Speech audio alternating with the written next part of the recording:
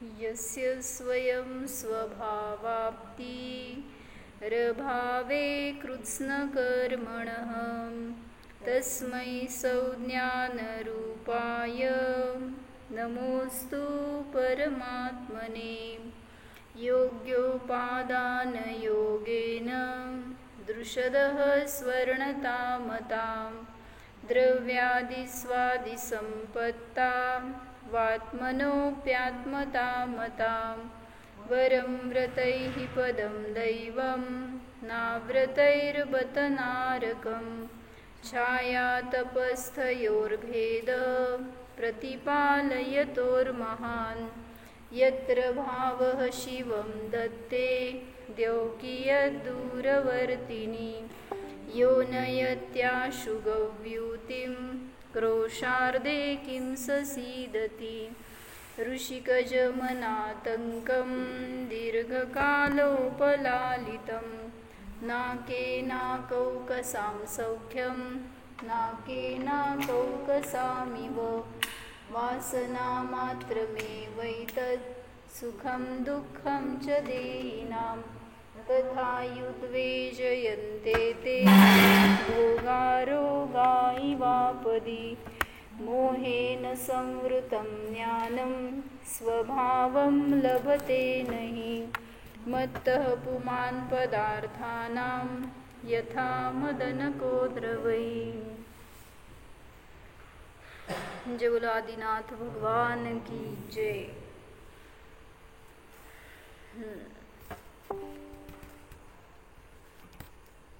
काय बघत होतो?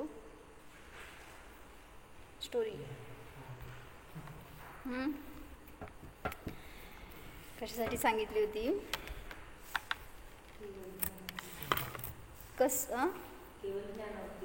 हां, म्हणजे केवल ज्ञानावर काय सांगितलं होतं की केवल ज्ञान झाल्यावर काही जाणायला जावं लागत नाही.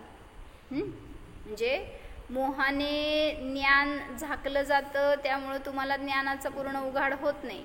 ज्ञानाने तुम्ही संपूर्ण देशकालाला जाणू शकत नाही, 3 काळ 3 लोकाला.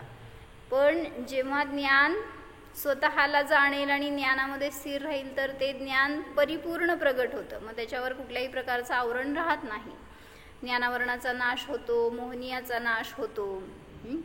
तर असं ज्ञान स्वतःलाच नाही तर स्त्रीलोकाला पण जाणतं. मग ते जाणण्यासाठी म्हणून त्याला त्या वस्तूपर्यंत, त्या क्षेत्रापर्यंत जायची गरज नाही. ते सगळे पदार्थ त्यांच्या ज्ञानामध्ये येऊ लागले. मग ह्याच्यासाठी ती गोष्ट बघत होतो आपण. कोणाची? सुमतीराज आणि जिनराज. सांगा काय सांगितली होती स्टोरी?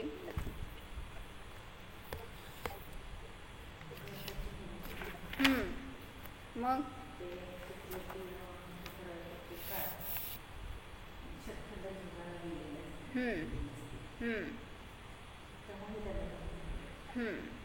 दोनच वाक्यात सांगितली मी. तर 20 मिनिटं सांगितलेली गोष्ट. काका सांगा. Short form. मी पण शॉर्ट फॉर्म मध्ये 2 वाक्यात संपवते. थांबा. काय सांगितली होती?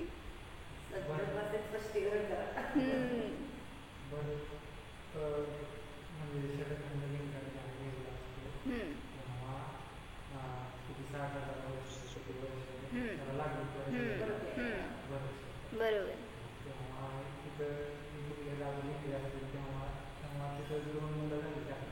तिकडचे जे आर्यखंडाच्या बाहेर गेले भरत चक्रवर्ती षटखंड जिंकण्यासाठी, त्यावेळेस तिथं सगळ्या म्लेंज खंडांना 5 खंड म्लेंज खंड आहेत आणि 1 आर्यखंड. मग सगळ्या पृथ्वीवर त्याचं राज्य असं, म्हणजे षटखंडावर असं ते चक्रवर्तीचं नियोग असतो. त्यामुळे त्याला जिंकायला जावंच लागतं. पण लढायला गेल्यावर तिथं 1 थेंब सुद्धा रक्त सांडत नाही किंवा कोणाचा घात होत नाही. सगळे आपलं आपण शरण येतात आणि चक्रवर्ती सुद्धा ज्यांना त्यांना त्यांचं राज्य तिथं सांभाळायला देतो. कशाला जायचं मग एवढं सगळं करत? आपलं देवेध्वनी ऐकायचं, कल्याण करायचं, आपल्यात राहायचं. तिथं जायचं, आमचा झेंडा लावायचा आणि यायचं. त्यांना त्यांचं राज्य. असं का? म्हणजे म्हणायचं की नियोग आहे तो शेवटी. चक्रवर्तीला इच्छा नसली तरी ते करावं लागतं, करतो तो. 6 खंडावर त्याचं नाव लागतं, असं त्याचा तो अधिपती म्हणून. बरं, तर सांगितलं मग तिकडं गेल्यावर तिथं अनेक ठिकाणी अनेक स्त्रियांशी त्याचं लग्न झालं, तिथं मुलांची उत्पत्ती झाली आणि मग त्या सगळ्या लवाजमाला घेऊन तो परत आला आर्यखंडामध्ये, त्याच्या क्षेत्रामध्ये. तर येत असताना आता सगळीकडं म्लेंछ खंड असल्यामुळं धर्माचं इतकं प्रवर्तन नसतं, न संयम असतो, न काही मुनी असतात, न काय जिनेंद्र असतात, काहीच नाही. फक्त धर्माचं कोणी आता काय म्हणायचं, इथून जाऊन शिफ्ट झालेले असतील ना, जाऊन स्थलांतरित होऊन राहिलेले असतील वगैरे असे, तर त्यांच्या ठिकाणी थोडंफार धर्माचं काय प्रवर्तन दिसून येईल, पण अन्यांच्या ठिकाणी तर काहीच नसतं. मग ते जेव्हा परत येत होते तर त्यावेळेस आता जेव्हा नगरामध्ये प्रवेश करणार त्यावेळेस तिथं भरत चक्रवर्ती त्या नगराविषयी, त्या धर्माविषयी, त्या जिनेंद्रांविषयी सगळं ते आपलं वर्णन सांगतायत. मग आता सुदर्शन चक्र असतं चक्रवर्तीच्या हातामध्ये, तर ते चक्र असं असतं की त्याच्या समोर सगळे राजेनत होतात. तसं इथं ज्ञानचक्र असं आहे, सुदर्शन ज्ञानचक्र, म्हणजे सम्यक दर्शन रूपी ज्ञानाचं चक्र असं आहे की त्याच्यासमोर सगळे कर्म नत होतात. मग त्यामुळे कुठल्याही कर्मांचा तिथं त्यांच्यावर जोर चालत नाही. सम्यक दर्शन प्राप्त झालं असताना सगळे कर्म कसे हतबल झाल्यासारखे असतात. त्यामुळे ते त्यांच्या उत्कृष्ट स्थितीला बांधू शकत नाही, जे अशुभ कर्म असतील ते. तर सांगितलं मग आर्य कोणाला म्हणायचं, आर्य जे योग्य आचरण करतात, त्या क्षेत्रात राहतात, ते आर्य क्षेत्र, आणि त्या क्षेत्रातील लोक ते आर्य.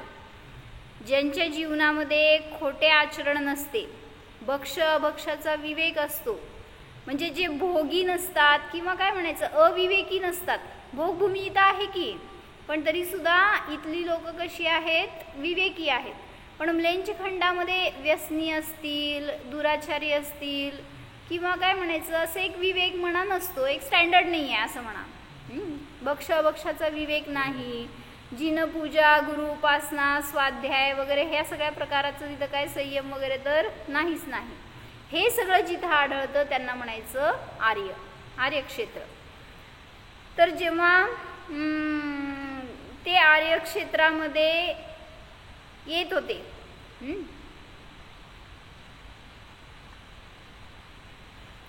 तर त्यावेळेस तिथं त्यांनी, म्हणजे तुम्हाला इतकं सगळं मिळतंय आर्यक्षेत्रामध्ये, पण तरी सुद्धा जो जीव या सगळ्यापासून दूर राहतो, ज्याला या सगळ्यामध्ये इंटरेस्ट नाही, सांगा कुठं जन्मणार?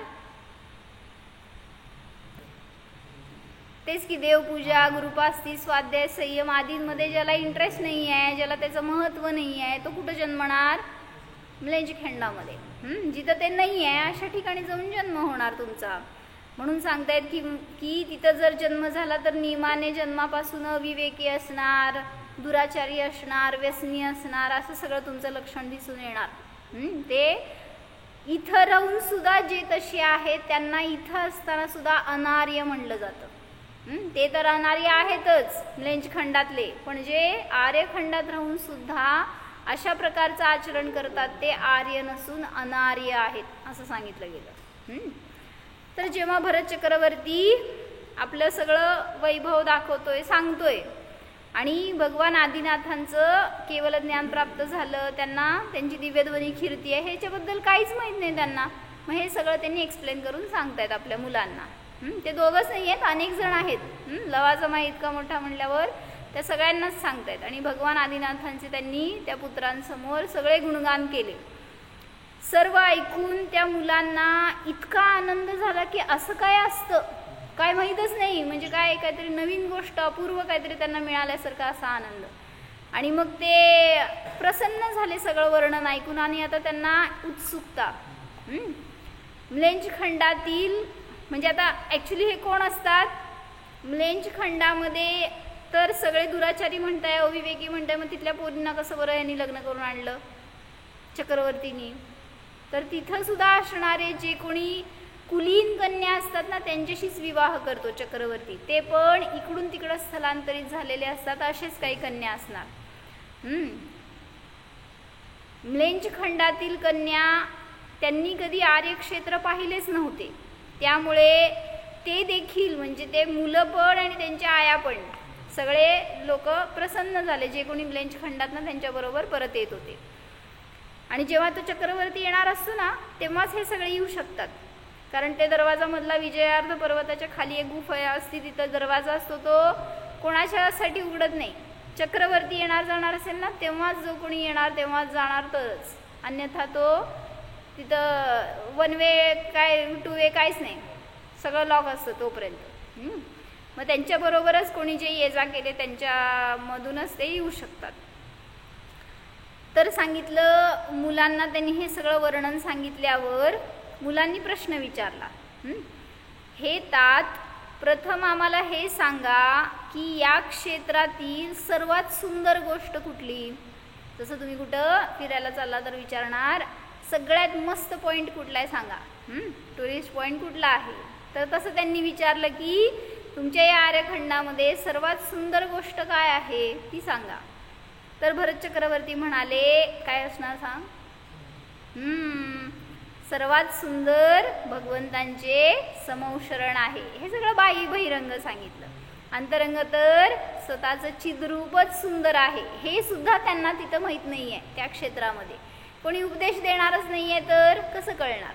तर त्यामुळं सांगितलं की बाहेर जिनरूप आणि अंतरंगामध्ये छिद्रूप हेच सर्वात जगात सुंदर आहे, पाहण्यायोग्य आहे.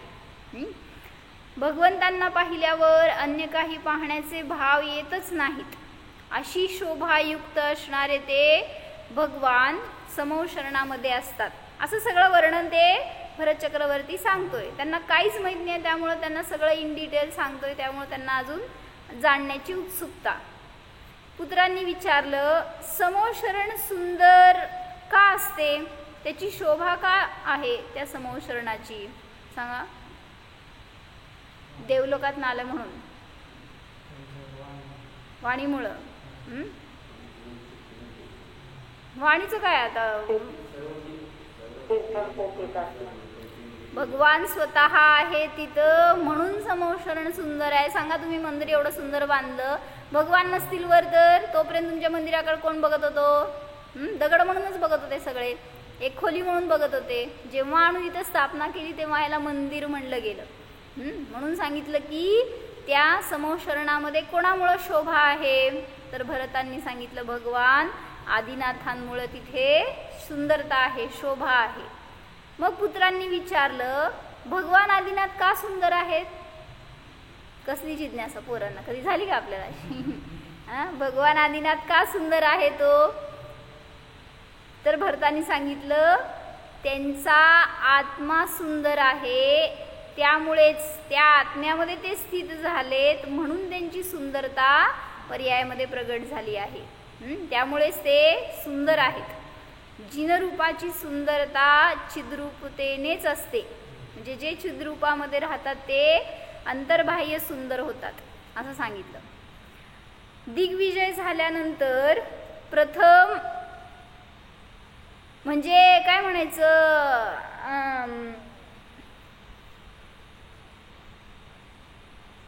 सगळं सांगून झालं ना, आता त्या नगरामध्ये प्रवेश करायचा. तर त्यांनी सांगितलं मुलांना चला आता आपण मी तुम्हाला माझं वैभव दाखवतो. आता महालात आणायचं होतं ना अजून, राजमहाल इतका मोठा, तर तुम्हाला माझं सगळं वैभव दाखवतो, राजमहाल दाखवतो, राज खजाना दाखवतो सगळं. पोरं काय म्हणाली थांबा, आम्हाला पहिल्यांदा सर्वात सुंदर गोष्ट बघायची आहे. काय हो म्हणते नंतर तुमचं सगळं. असं कधी म्हणणार का तुम्ही प्रभूंच्या दर्शनापेक्षा दुसरं काही आत्ता इम्पॉर्टन्स नाही आहे कशाला दुसऱ्याला, त्यामुळं आम्हाला पहिल्यांदा समौशरणामध्ये न्या असं त्यांना म्हणायचं होतं. काय म्हणतात बघा, दिग्विजयानंतर आल्यावर प्रथम ते समौशरणामध्ये जाण्यासाठी हट्ट करू लागले, महालात नाही. सर्व पुत्र व सर्व लवाजम्यासह भरत चक्रवर्तींनी स्वीकारलं ते. ठीक आहे म्हणाले, चला आपण पहिल्यांदा समौशरणात जाऊ. प्रवासावर ना आला तुम्ही, कुठं जायचं हो, चला पहिला मंदिरात जाऊ, असं होतंय का, होतंय हा, दमलं थकलं बघू उद्याचं उद्या, आता कुठलं आलंय, यात्राच करून आलोय की कुठं काय केलंय, सगळीकडे देवदेवच होतं की, असं असते. म्हणजे त्यांना इतकं इंटरेस्ट की पहिल्यांदा आम्हाला भगवंतांचं दर्शन करायचं आहे, आम्हाला त्या समोश्रणामध्ये न्या. असं म्हणल्यावर भरत चक्रवर्तींनी त्यांना सगळ्यांना तिथं नेलं. जात असताना त्या समोशरणामध्ये प्रवेश करेपर्यंत त्यांनी सगळी भगवंतांची महिमा सांगितली. कसं ते ज्ञानाची साधना करतात, कशा रीतीने अशा उत्कृष्ट पदाला प्राप्त झाले, सगळं वगैरे महिमा सांगितली. कसं त्यांनी मोहाला जिंकलं आणि कसं आत्मरूप प्रगट केलं. मग तसं आपल्याला सुद्धा पुरुषार्थ करायला पाहिजे. नीट लक्षात ठेवा मी काय सांगायला लागले. जेव्हा एंट्री करायला लागलेत ना त्या समोशरणामध्ये, तर सगळं निर्मोहतेची महिमा सांगतोय भरत चक्रवर्ती आपल्या मुलांना. आणि मग सांगितलं प्रभूंच्या दर्शनापेक्षा महान पुण्य अन्य काहीही नाही. प्रभूंच्या द्वारे दाखवलेल्या प्रभुतत्वाच्या दर्शनापेक्षा महापवित्रता अन्य नाही. म्हणजे भगवंतांचं दर्शन हे महान पुण्य तर आहेच, पण त्यांनी दाखवलेल्या, त्यांनी सांगितलेल्या उपदेशातून दाखवलेला जो आत्मा आहे त्याचं दर्शन करणं हे महान पवित्रतेचं कार्य आहे.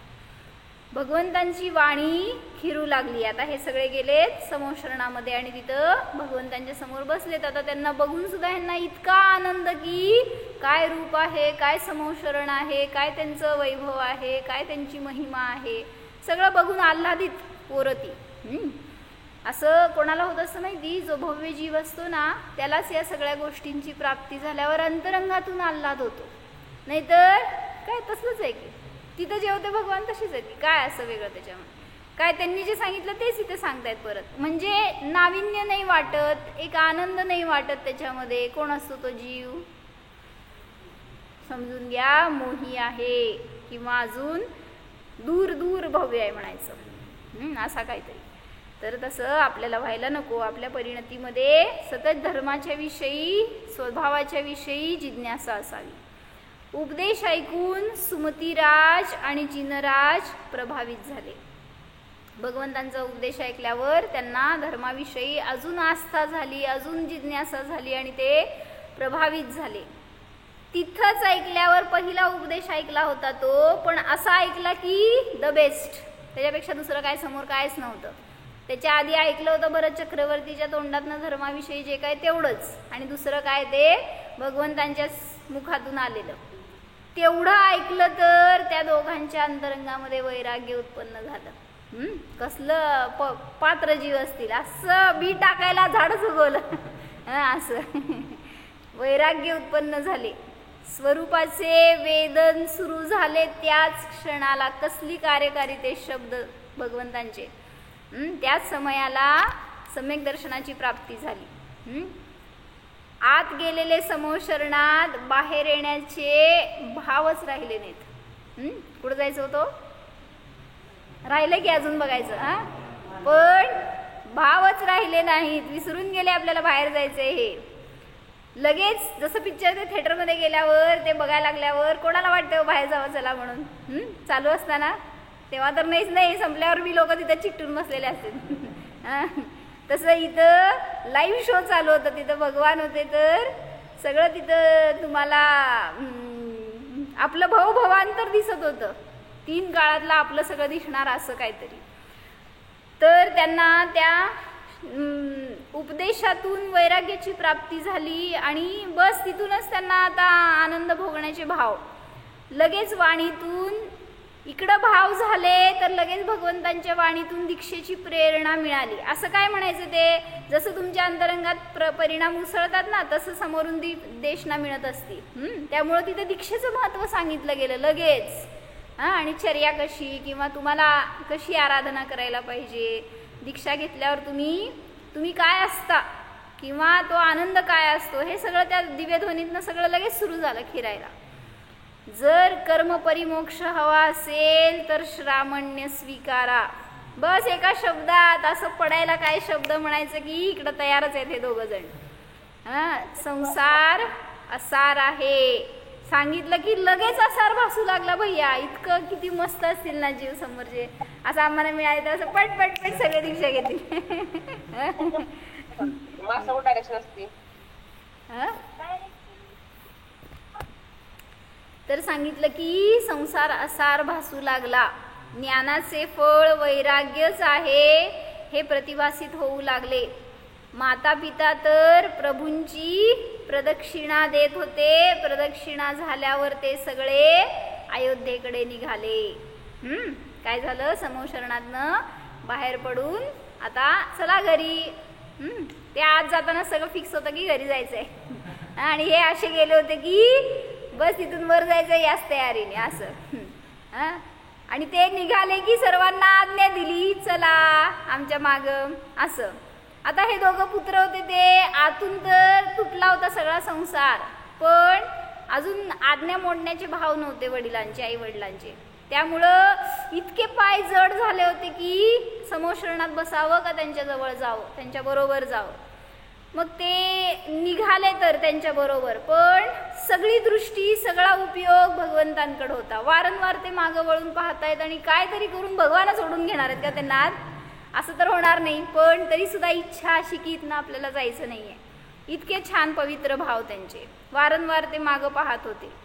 मग हे पाहायला लागलेत म्हणल्यावर माता पित्यांना दिसलं आणि त्यांनी विचारलं, काय झाले, काय पीडा आहे का तुम्हाला, का तुम्ही असं बघताय सारखं मागं, काय झालंय. समूहशरणात तर काही पीडा नसते, काही त्रास नसतो. थकलात का तुम्ही, थकवा पण नसतो समूहशरणामध्ये. तर पुत्र म्हणाले, संसार आणि विषय कषायाला आम्ही थकलोय.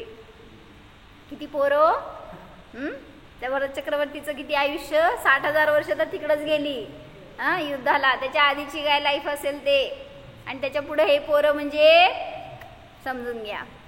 आणि ते म्हणाले आम्हाला संसाराचा थकवा आलाय.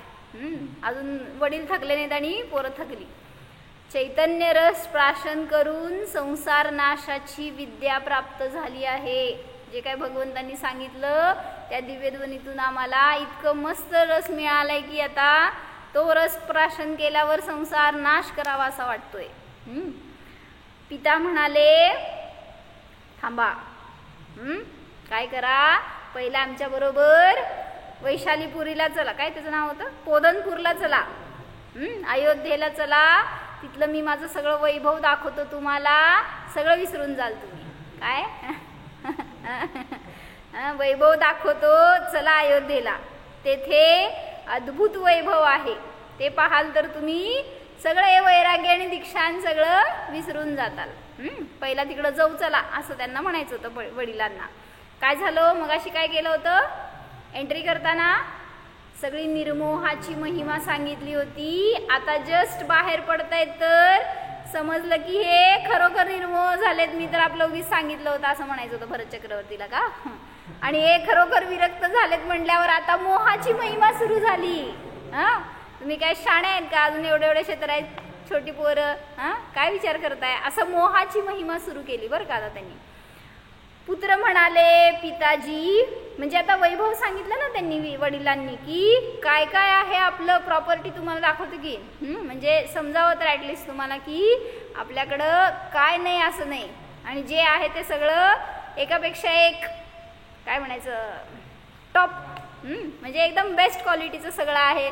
सगळं त्याला असं सांगायचं होतं हे सगळं मोह वाढवण्यासाठी. पण ज्याचं काय म्हणायचं आतूनच तुटलंय ना, त्याला तुम्ही काय जोडणार हो. तर बघा त्याचे प्रयत्न, भरताचे पण प्रयत्न आणि त्या पोरांची पण प्रयत्न बरं का, समजण्यासारखं आहे. पुत्र म्हणाले पिताजी आम्ही अयोध्या पाहणार, पोदनपूरही जरूर पाहणार, पण कसे, पूर्ण रूपाने पाहणार. आम्हाला असं थोडं थोडं नाही पाहायचं. पित्याला एकदम आनंद, काय झालं, चला तुटली पोर, आता घेऊन जात आहे ते बरोबर असं.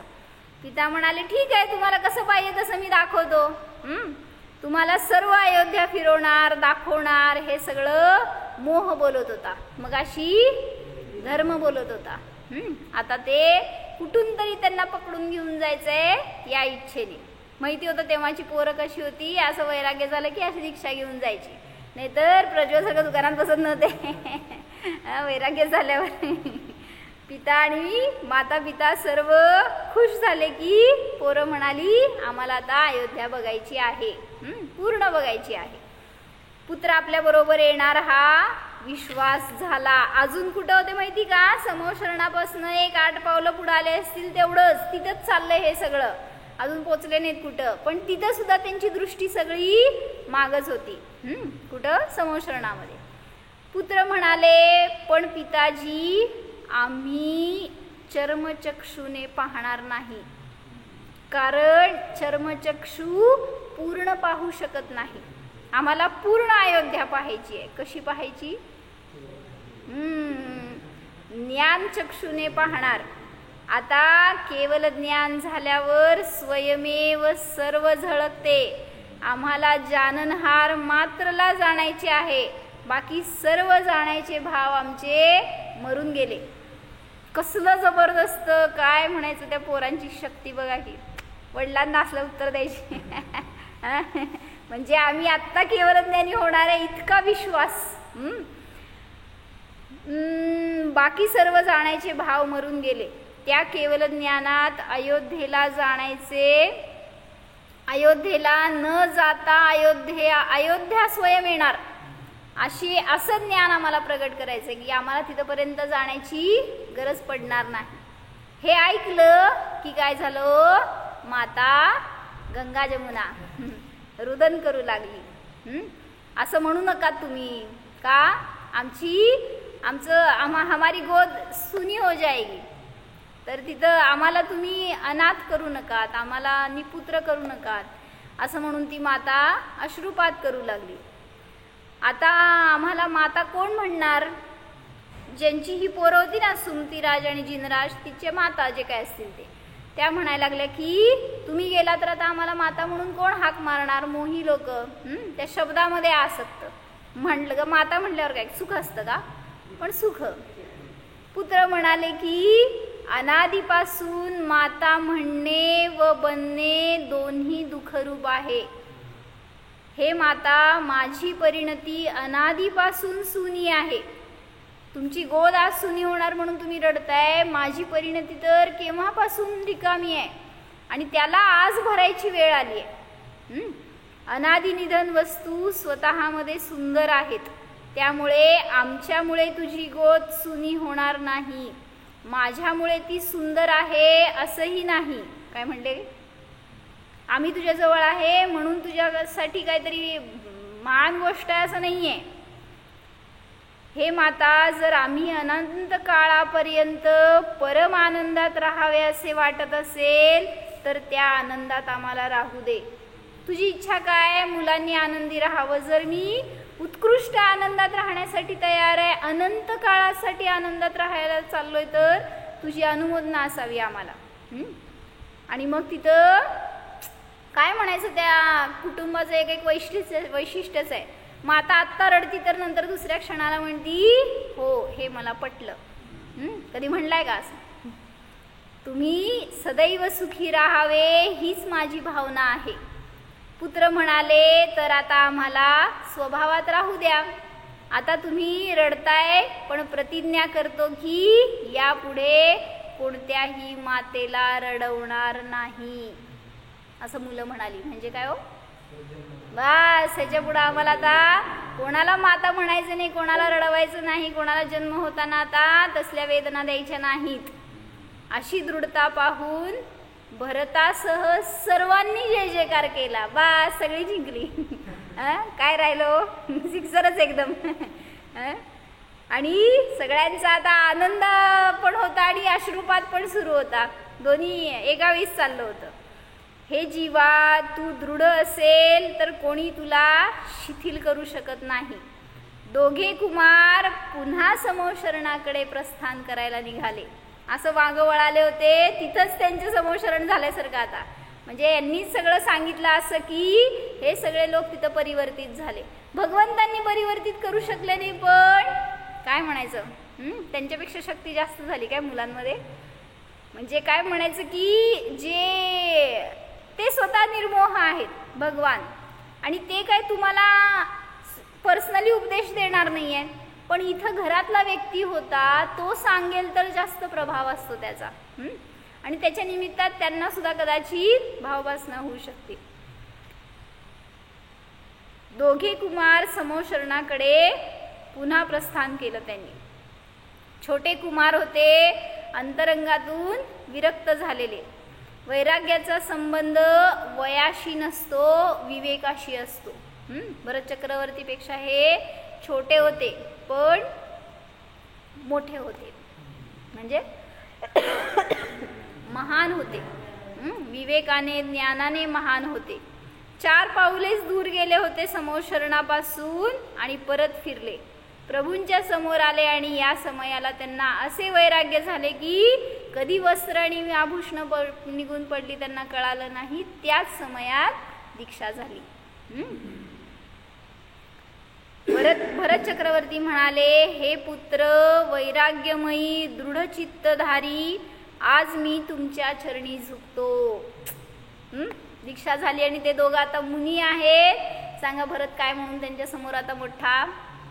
भरत त्यांच्या समोर एवढासा झाला आता, आणि त्यांच्या चरणाशी तो झुकतोय आणि नमस्कार करतोय. त्यांच्याबरोबर सर्व प्रजा सुद्धा त्या पुत्रांसमोर झुकली. पुत्र तर स्वभावाच्या साधनेमध्ये रत झाले, 6व्या 7व्या गुणस्थानामध्ये झुलू लागले. इतका आनंद मिळाला त्यांना की आजपर्यंत कधी भोगला नव्हता. काय म्हणायचं, ओपनिंगच झाली होती तिथं आणि काय असले फटके सुरू झाले की थोड्याच काळात मॅच जिंकली. कसली मॅच हो, संसाराची मॅच. संसार हारला आणि धर्म जिंकला. तर असं ते आनंद भोगत भोगत किती अल्प काळ म्हणायचा काय की 6वं 7वं 8वं 9वं 10वं 12वं गुणस्थान. हो काय तुम्ही रन बघालाय का काय. आणि 12व्या गुणस्थानातून क्रॉस केले तर केवल ज्ञानी झाले. जय बोलो सुमतीराज जिनराज भगवान की जय. सर्व लोकालोक आता त्यांच्या ज्ञानामध्ये झळकू लागले. बघा अयोध्या दिसली का, पोदनपूर दिसलं का, सर्वांचा साक्षात्कार होऊ लागला. अन्य पुत्रांना देखील या 2 कुमारांनी मनवले होते, पण विरक्त कुमार दीक्षित झाले. घाती कर्मांचा क्षय करून ये क्या आले. तर घाती कर्मांचा क्षय करून आता स्वतःलाच पाहण्यामध्ये ते मस्त झाले. पाहण्यायोग्य तर निज आत्माच आहे, अशी आपल्याला त्यातून शिक्षा घ्यायला पाहिजे. अंतिम शुक्ल ध्यानाच्या द्वारे अघाती कर्मांचाही क्षय करून त्यांनी सिद्ध पदाला प्राप्त केले. तर या सगळ्यातून तुम्हाला काय सार घ्यायचंय, जे ज्ञेय लुब्ध न होता ज्ञानाचा आधार घेतात ते नियमाने अनंत ज्ञानाला प्राप्त होतात. काय कळलं तुम्हाला, हे पाहायचंय ते पाहायचंय ही भावना आहे ना, तर सांगतायत की जे त्या ज्ञेयामध्ये लुब्ध होत नाही तेच अनंत ज्ञानी बनतात. म्हणून तुम्ही बाहेर पाहण्याची इच्छा करू नका. जितकं ज्ञान स्वच्छ होणार तितकं ते ज्ञेय सगळे आपल्या ज्ञानामध्ये सहज येऊ लागणार. भरताच्या पूर्वी हे दोन्ही कुमार मोक्षगामी झाले. जो एकाला जाणतो तो सर्वाला जाणतो. कुठे भरतजी 6 खंड जिंकायला गेले आणि परतल्यावर प्रथमच भरत क्षेत्रातील आर्यखंडात प्रवेश करणाऱ्या कुमारांना समोशरण, जिनदर्शन व जिनधर्माची महिमा सांगितली. कोमल हृदय, पवित्र परिणती प्रभूंच्या सन्निकट अधिक पावन झाली. काय म्हणायचं ते, ज्याचं अंतःकरण इतकं निर्मल असतं ना, बस सानिध्य मिळालं की लगेच त्याचं परिवर्तन व्हायला वेळ लागत नाही. प्रथम सम्यक्त्वाची महिमा सांगणारा भरत पुढे मोही झाला आणि मुलांच्या दृढतेसमोर नत होऊन पुन्हा निर्मोहतेचे गुण गाऊ लागला. म्हणजे माझी पोरं लय बेस्ट असं नाही बरं का, तर ते मुनी झाले होते, ते महान झाले होते, ते भगवान झाले होते.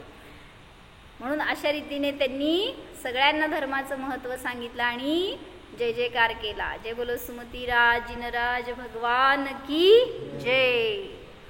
त्यांच्यासारखं आपल्याला सुद्धा साधना करून आपल्या आत्म्याला प्राप्त केलं तर आपण सुद्धा अनंत ज्ञानी होऊ शकतो. म्हणून स्वतःला जाणा. हो, जाणा सर्व मोहाच्या अतीत, सर्व कर्मांच्या अतीत हा मी वीतराग सर्वज्ञ स्वरूप जीव आहे. माझ्यामध्ये परद्रव्य परभाव नाहीतच, पराची आसक्ती नाहीच.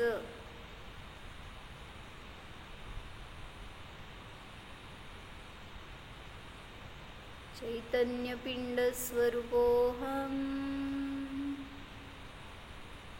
केवल ज्ञान स्वरूपोऽहम्,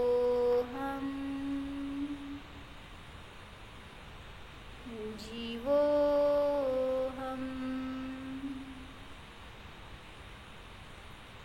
ओम